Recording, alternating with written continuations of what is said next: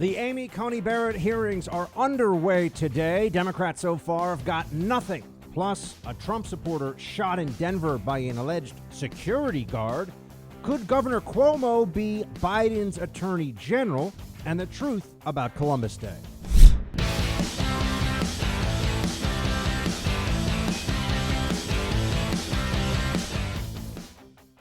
Welcome, friends, to the Buck Sexton Show. We are 22 days out from the election, and in some ways it really doesn't feel like it, does it? Not nearly the same kind of frenzy of political activity out on the streets. We don't have lawns in New York City, so I can't speak to lawn signs, but everyone's still locked up inside. Things are getting colder. People are worried about COVID. And this week we're going to spend really on a Supreme Court nomination battle. There's going to be something of a respite from the main effort of the election for a few days. And we've already seen what the opposition to Amy Coney Barrett looks like so far. And the answer is it is unbelievably weak. I mean, it's really quite pathetic. You saw this over the weekend. You had a number of prominent news sites that started doing one of two things. They either changed the definition of court packing to include this, right, which is filling a Supreme Court seat. No, that's court packing. No, that's called filling a seat. That's not packing. Or they started to use this phrase, depoliticize the court. Depoliticize Supreme Court nominations. What the heck does that even mean? Well, it's what you do when you don't have a real argument. It's what you do when you're flailing. And clearly the Democrats are at this point. What are they going to say? The incredibly brilliant, universally beloved mother of 7 who adopted 2 black children from Haiti and has already been through a Senate confirmation process to be an appeals court judge and was just pushed through without really any issue other than being asked, does the dogma lives loudly within you? Which was great for conservatives, Catholics, and Republicans that question was out there. But she's already been confirmed to that. Why would she not be confirmed here? They have no argument, friends. They lost. This is nothing but sour grapes, sore loserism from Democrats. That's all it is. They have no other argument. History is with the Republicans filling this seat. Common sense, basic politics, elections have consequences. The single truest and most useful phrase that Barack Obama ever uttered, I think, at least as president, elections do have consequences. And we are seeing right now what that can mean. So far, it has been pretty pathetic watching Democrats dance around the full-on assault on Amy Coney Barrett's character that we all kind of know is coming. We all believe that they'll do something completely disgraceful or disreputable here. That's their only option. What else are they going to say? ACB, and I refer to her that way because it's convenient, but also because it really triggers the libs. They hate that. She's no RBG. Correct, she's not. And for the purposes of a constitutionalist on the court, that's a great thing. That's a great thing. But they're going after everything around this moment so far. They're trying to set the stage and set the narrative. You've had Democrat senators spend the day talking about how important the Affordable Care Act is. Senators talking about how Donald Trump has done a terrible job on COVID. These things have nothing to do with ACB. Nothing. This is all about, it's supposed to be about deciding whether or not this woman, who is eminently qualified to sit on the Supreme Court, is in fact going to sit on the Supreme Court. That's it. There's nothing else. Which is why all along I've held out that we should have just had, the GOP should have called for a vote. Have it done and over with. Allow there to be a vote on this. Get it in the books. Get her put in that seat. Donezo, move on to the next challenge. That's it. But no, senators can't help but want to take every opportunity to give speeches in front of the American people to a national television audience about how much they love the Constitution or about how much Republicans and Donald Trump hate America or whatever it is that they're going to say. You're hearing a variation of political stump speech from most of these senators. Nothing particularly worthwhile or interesting from many of them. Senator Ben Sasse of Nebraska gave a civics 101 lesson today. I suppose some people seemed to like it. Other people felt like it was kind of a waste of everyone's time. Senator Dick Durbin also did much of the same, going off on some lengthy speech about the need to protect pre-existing conditions and how the Supreme Court is supposed to be this sacred body. And none of it really adds up to anything other than they are upset that they're not getting their way. Now, I know Sasse is a Republican. I didn't mean to throw him in there with Durbin, but I don't trust him. Just going to say, I don't trust the guy as a Republican at all. I think he's more about Sasse than he is about the GOP, that's for sure. Some of you can disagree with me, and that's fine. But on to what they're going to do now. They've tried so hard. They've tested and then thrown out there all these different narratives. They're still clinging to the weakest of all, I think, which is it was RBG's last wish. I do not care. Neither does any other Republican. It doesn't matter. RBG's last wish is not meaningful for a government proceeding that is representative of what is best for 330 million people. Okay? Doesn't matter. The same way that the Democrats pretend it does not matter that RBG was on the record and explicitly against packing the court. So, who was it that tried to pack the court? It's worth taking a moment to look back in time for a second. Who was it? It was FDR, wasn't it? Oh, a big Democrat. The Democrat who ushered in really the overreaching federal government authority, the enormous fissures and breaks in the Constitution. So it was, in fact, the Democrats who, once again, as part of their will to power, tried to push through court packing. They don't get their way, and they want to change things. It's back in 1937. So it stayed at 9 back then, but that was also because the composition of the court changed enough and the decisions changed enough to Roosevelt's liking. What was it about? Not the Green New Deal, but New Deal legislation. So let's understand this as we have Democrats today lecturing us about precedent and history and making it up as they go along. That FDR, perhaps the big government patron saint, I don't know if you want to call him a saint, but the big government exemplar of the 20th century, couldn't get the Supreme Court then to agree that some of his New Deal actions were in fact constitutional. So what did he do? Change the people making the decisions about the constitutionality. A very Alinskyite approach. Now, that's what he wanted to do. It was not successful, obviously, and the judges stayed at 9. But it was that same impulse. We have power. We want to do things. We are collectivists, and we believe in state authority. So we're just going to go for it. It doesn't matter that there's a founding document that we're all supposed to adhere to that creates the basis for all of these government actions, known as the Constitution. It's not supposed to matter. And then you have this other, this media, it's really amazing, this media effort where it is almost like, and I say almost because it is like, actually, I'd be willing to bet that if you were able to track down the emails, you'd find out that there were members of the media who were getting emails from Democrat listservs and Democrat email lists and things, telling them to start referring to the depoliticization of the court and also just say that it's the Republicans who are court packing. This is classic gaslighting.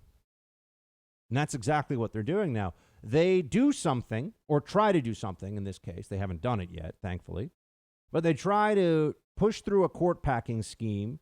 And when it doesn't work out for them, when the public, or at least the institutions that are watching over this thing say, look, you guys, they're allowed to do this. You can just whine and whine. They say, well, yeah, well, you're the ones who are packing the court. What? Yeah, you're the ones who are doing it. You cheated. This is the logic of an 8-year-old who stole a piece of birthday cake, knows he's about to get caught, and so he blames his 6-year-old sister. She did it. All right. Cast aspersions on the other side, undermine them, and hope that your side is able to get what they want out of the equation. That's what's happening here. Democrats, in so many ways, do act like a spoiled 8-year-old. That's really the central ethos of the party. I want, therefore I demand. I want, therefore I should get. Constitution can't be an impediment to it. The rule of law can't be an impediment to it. And even the stellar credentials of ACB and the fact that here we have a truly, obviously decent, kind, ethical, brilliant person who's going to be in a role where she will make good decisions and stay in her lane. She's not going to be a super legislator. She will at some point, I'm sure, disappoint conservatives because she won't do things that are outside of the constitutional scope of a Supreme Court justice. It's the left, it's the liberals who want something very different. They want a super legislature that is not accountable to the people and that will give them, at the key moments in the court's decision-making process, will give them the laws and the political victories that they want. This is for all of us to see. It's quite obvious. It's quite apparent. And for all the smarmy lib lawyers out there with their much heralded credentials because they went to some institution that is now just churning out erudite leftists as fast as possible, who have bad judgment, but unfortunately have strong enough legal credentials that they now largely control the legal profession. I mean, the left has overtaken not just undergrad programs, but law schools. Speak to somebody who's gone to law school in the last 10 or 15 years. They're every bit as down with BLM and social justice and, Occupy Wall Street and all this stuff. You name it. Big corporate law firms. It'd be shocking if Americans actually really understood how far this leftist ideological rot has extended throughout the legal profession. But ACB is going to withstand all of that. And here's my prediction for the week. And this is one of these predictions where I hope I'm wrong. You will recall that Brett Kavanaugh was also sailing through stellar credentials, perfectly situated, gold-plated resume for a Supreme Court justice. Nothing about the guy didn't add up to, yeah, he should be voted through. And that's the way the beginning of those hearings went, till all of a sudden we knew that there was this allegation that surfaced. And then this woman showed up, and it was all just run through the Democrat apparatus. You had very powerful figures prepping and assisting and pushing for Blasey Ford. And then, of course, two other women came forward, each one less credible than the next, with their allegations. And there were a whole bunch of allegations of people that made their way to the Senate that didn't actually make their way onto the Senate floor because they were so absurd that even the shameless and disgraceful Kamala Harris and the rest of the Senate Democrats on the judiciary weren't willing to use, because there were allegations from women who, it was demonstrable, had never even been in the same state as Kavanaugh. Never mind, had actually been the victim of some attack by his hand. Brett Kavanaugh was a manifestly innocent person and a good man and perfectly suited to be a Supreme Court justice. Amy Coney Barrett is a good woman and also perfectly suited for the role. We're going to go through a few days here where it'll seem like everything is just fine. And then at the very last moment, as we're just a few weeks away from an election, I think Democrats will spring the trap. I don't know what it is. It may be a process thing. It may be blocking access to Capitol Hill. It may be someone coming forward who claims that they heard Amy Coney Barrett saying anti-LGBT slurs 30 years ago with no proof and no nothing, but something along those lines. But they're going to try. And it's going to be ugly. That's my prediction. So just get ready for it. I think we're going to go through a few days of pretty smooth sailing, Democrats flailing, looking weak, looking absurd. But I know this left-wing mentality. I know what this Democrat Party's become. And they're going to try something ugly and disgusting in the next 48 hours or so. Look, recently I got a crash course into home title theft. You better pray this crime never happens to you because, honestly, it can ruin you financially, and it goes after your most valuable asset, your home. Here's what happens. The legal titles to our home are digitized. They are online, they're kept in servers and in the cloud. A cyber thief hacks these to find your home's title, forges your signature on a quitclaim deed stating you sold your home to them. Then loans are taken out against your home till all your equity is gone and you're left with the debt. You don't know about this until the collection calls start. Insurance and common identity theft programs won't protect you. You need Home Title Lock to create a virtual barrier around your home's title. The instant home title lock detects tampering, they will work to shut it down right away. Go to HomeTitleLock.com and register your address to see if you're already a victim of this crime and don't even know it. Then use code RADIO for 30 free days of protection. That's code RADIO at HomeTitleLock.com. Again, that's HomeTitleLock.com, code RADIO.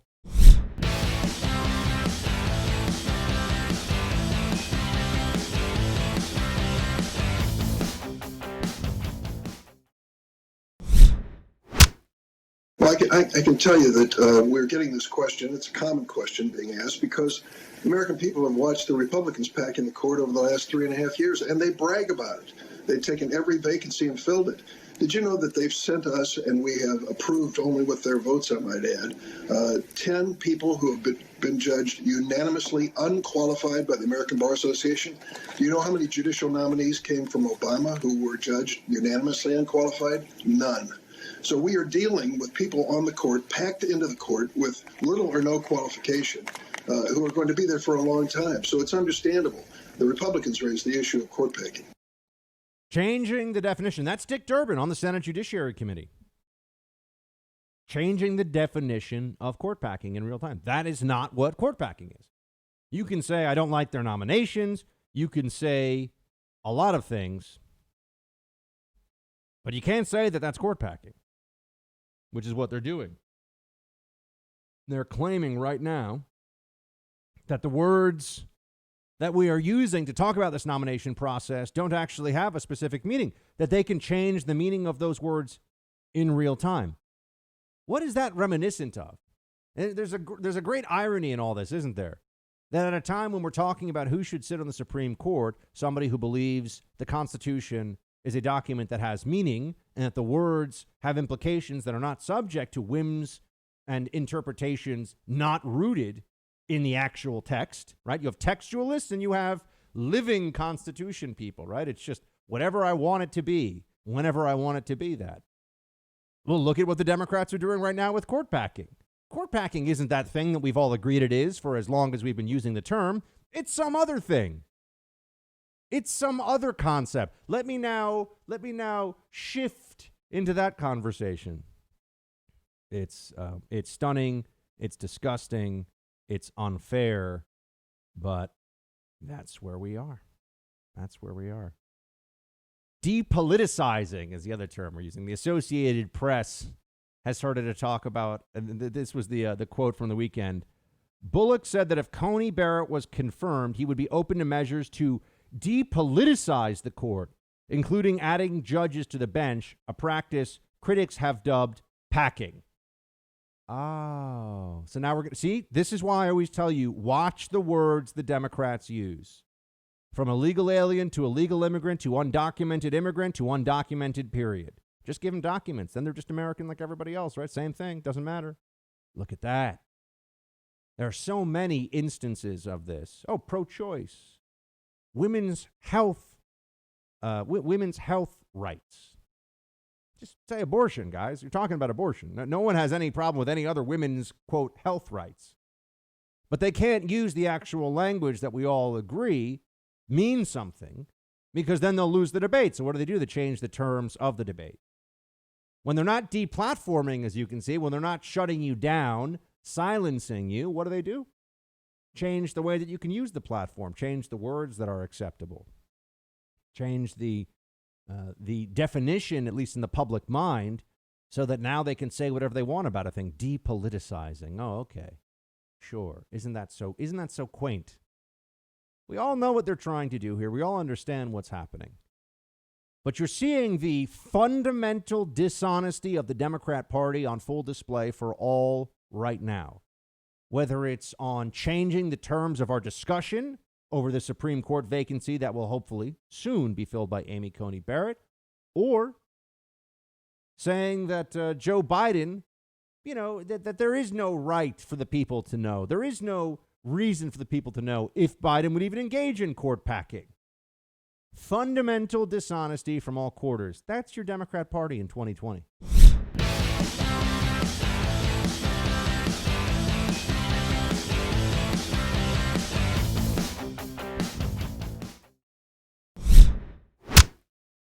Judge Barrett,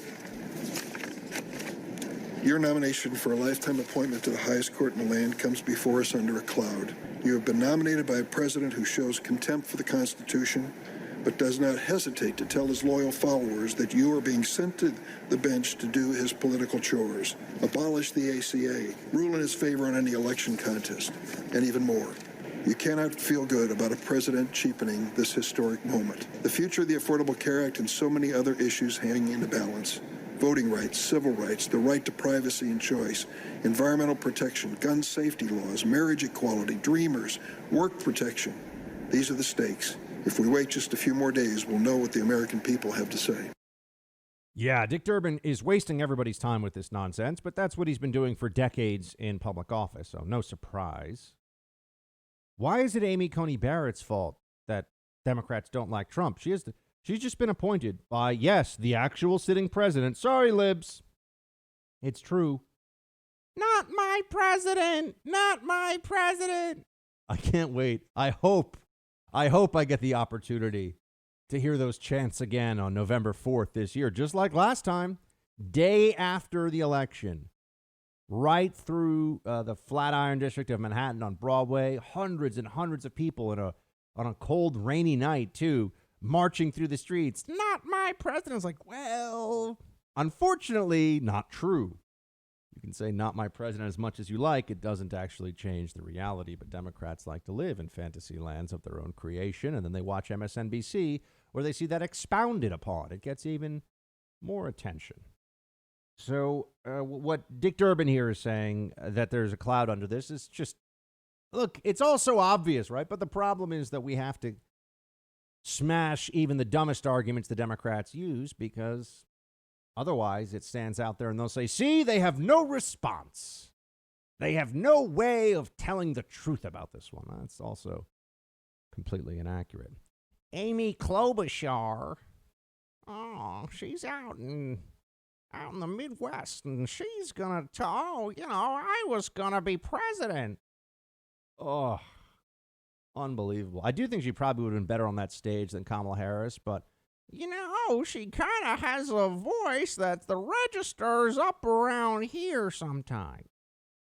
Here's Amy saying that the way to deal with this is to call out the most psycho libs possible, call them up, and have them harass every Republican member of the Senate. Go outside of Mitch McConnell's house and just bang a bunch of pots and pans together. Here she is, Klobuchar, 17. Let me tell you a political secret. I doubt that it will be a brilliant cross-examination that's going to change this judge's trajectory this week. No, it is you. It is you calling Republican senators and telling them enough is enough, telling them it is personal, telling them they have their priorities wrong. So do it. And it is you voting even when they try to do everything to stop you. It is you making your own blueprint for the future instead of crying defeat. So do it. This isn't Donald Trump's country. It is yours. This shouldn't be Donald Trump's judge. It should be yours. Well, unfortunately for Miss Klobuchar, Senator Klobuchar, I'm sure she would want to be called that. The president is the duly elected commander-in-chief and executive who gets to make determinations about who will be on the Supreme Court next, and it looks like it's going to be Amy Coney Barrett. And there's a big political problem that this poses for the Democrats. You'll recall back in 2016, right? Take a step back or take a trip down memory lane with me here. Back in 2016, there was a pretty widespread concern among the political experts, such as they are, and the pollsters and all the rest of them, that this was going to be a very difficult sell, that Donald Trump was going to be a very difficult pitch for evangelicals and for more traditional Christians, right? Not pro-choice, left-wing, socialist Catholics. I don't know what's wrong with my fellow Catholics out there sometimes. There's a lot of them, a lot of lib Catholics running around who think that having the state in place of God is a good thing somehow for their faith. I don't know. I think it's pretty unfortunate, but that's where we are. Well, you'll remember that there were people very understandably concerned about whether Donald Trump, who is a thrice married billionaire from New York, those are just the facts, and not a man who anybody would think of as chaste in his personal behavior. Again, not judging, but just speaking facts. Whether evangelicals and other more traditional morality-based Christians, including a lot of Catholics and conservative and Orthodox Jews, whether they would be able to come forward and vote for Donald Trump, knowing that he had lived his life as a more, let's say, in a more libertine way. But the decision that they made was, well, it's not about Trump personally. It's about the policies and it's about what he will pursue. And the truth is Donald Trump has been among the most, if not the most pro-life presidents in history, based on his statements, his appearance at the March for Life rally in D.C., and everything that he has tried to do, as well as the appointment of judges, which is what we're really going to get into now for a second. As we're heading into this reelection, and there'll be the two conversations about independents and swing voters and base turnout. Well, for base turnout purposes, evangelicals and other Christians on the right have to look at Trump's record and what he's actually done in office and feel pretty darn good about the whole thing. That their bargain that they made in 2016, I'm going to vote for this guy knowing he's imperfect. Of course, some would say, Buck, we're all imperfect. Knowing he's imperfect from the perspective of Christian teaching and morality, as, again, we all are. But what will he represent as the president of the United States? What will he be pushing for? And what kind of judges, most notably, and this ties into everything, ties into Roe v. Wade, it ties into gay marriage, it ties into all these different social issues and social justice issues that will come before the Supreme Court and continue to. Well, Neil Gorsuch, Brett Kavanaugh, and soon-to-be Amy Coney Barrett, 3 of 9 judges on the Supreme Court, will soon, again, assuming that ACB's nomination goes through just fine, will soon go through. And once they've gone through, that will mean, or rather, once the final one goes through, the president will have had quite a hand in the federal judiciary. You add to that all the federal judges.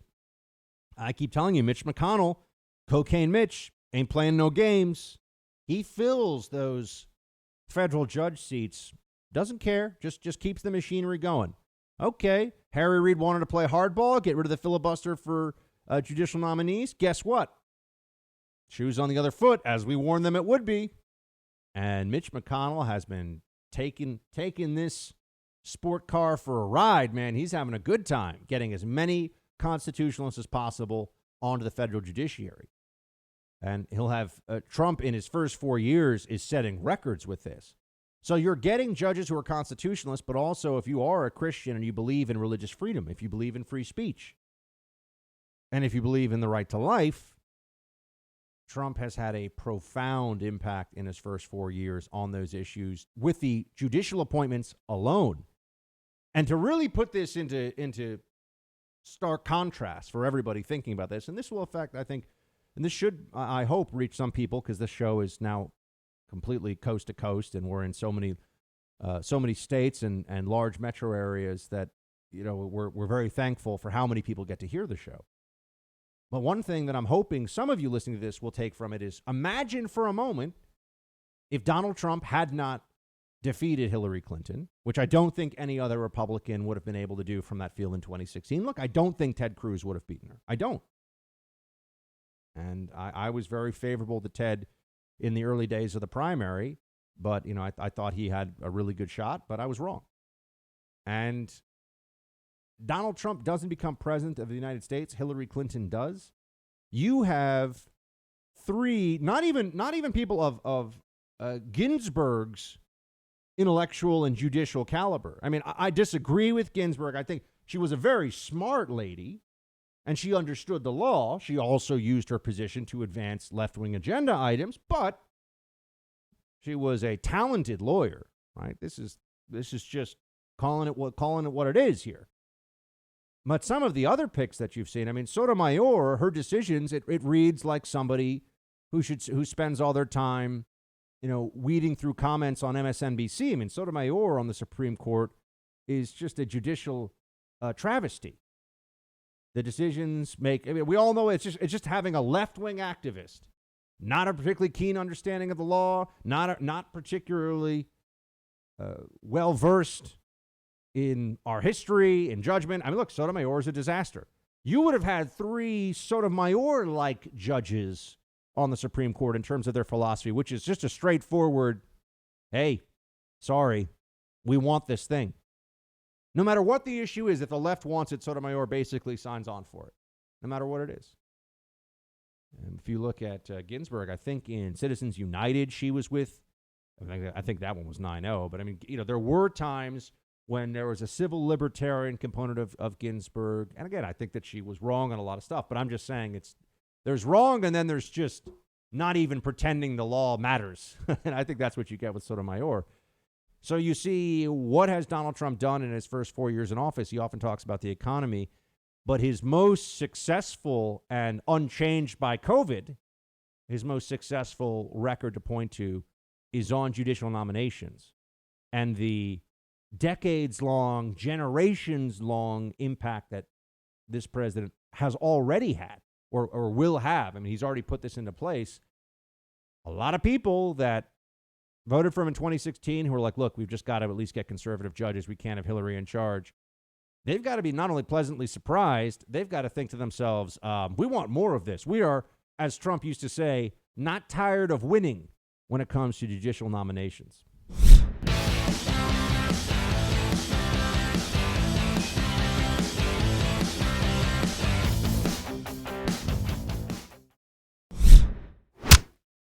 We've taken a different path at times. Bork, Thomas, Alito, Kavanaugh. I hope we don't take that path with Judge Barrett. She doesn't deserve that. I don't think it makes this hearing any better. The American people, I believe, would not deserve a repeat of those episodes in the Senate Judiciary Committee's history. To my Democratic colleagues, I respect you all. We've done some things together, and we've had some fights in this committee. I've tried to give you the time you need to make your case, and you have every right in the world to make your case. I think I know how the vote's going to come out, but I think Judge Barrett is required for the good of the nation to submit to your questions and ours. This is going to be a long, contentious week. I would just ask one thing of the committee. To the extent possible, let's make it respectful. Let's make it challenging. Let's remember the world is watching. It's not going to be respectful. I think we know that much. It's always interesting, too, when you see members of our elected bodies like the Senate, not even just in the Congress, who are trying to go after somebody who is just intellectually more adept and, quite honestly, more capable than they are. Coney Barrett is a better legal mind than almost any of these Senate Judiciary members that will be questioning her, and perhaps at the same level as all of them. I mean, I think that she probably is right up there with someone like a Ted Cruz. I think she is right up there with someone like a Mike Lee. And I would bet that they would tell you that that's true. She's, and perhaps even they would say, in a rare moment of humility for a United States Senator, that she actually exceeds their legal knowledge and capability. So there are going to be people that are attacking her, and it's just going to be pathetic, but also upsetting. And I remember, look, Lindsey Graham, you guys know I give him a hard time sometimes because of his, I'm going to get answers. I'm appearing on Fox tonight, and we're going to get to the bottom of Russia collusion. I'm always like, look, Lindsey, come on. You're not, there's no Durham report. There, this is the whole, I'm going to get answers. Let me go on Fox News now thing. It does get old after a while. And I just got to say, what he did in the Kavanaugh hearing, though, he's kind of got a forever, get out of jail free card with me. I mean, that was important. We were watching the Democrats, and they didn't realize it at the time, radicalizing. The Democrats during the Kavanaugh hearing radicalized millions of conservatives into wartime conservatives, people who understood what the ideological battle in this country had shifted to, what it had become. That's what really occurred here. That's what was really going on. But in the moment, Lindsey Graham was the one who stood up there and finally gave voice to those of us at home who wanted to scream through our television sets, this woman Blasey Ford is a liar. This is disgusting. The other women are lying. It's gross. They have no evidence. They have no support for their allegations whatsoever.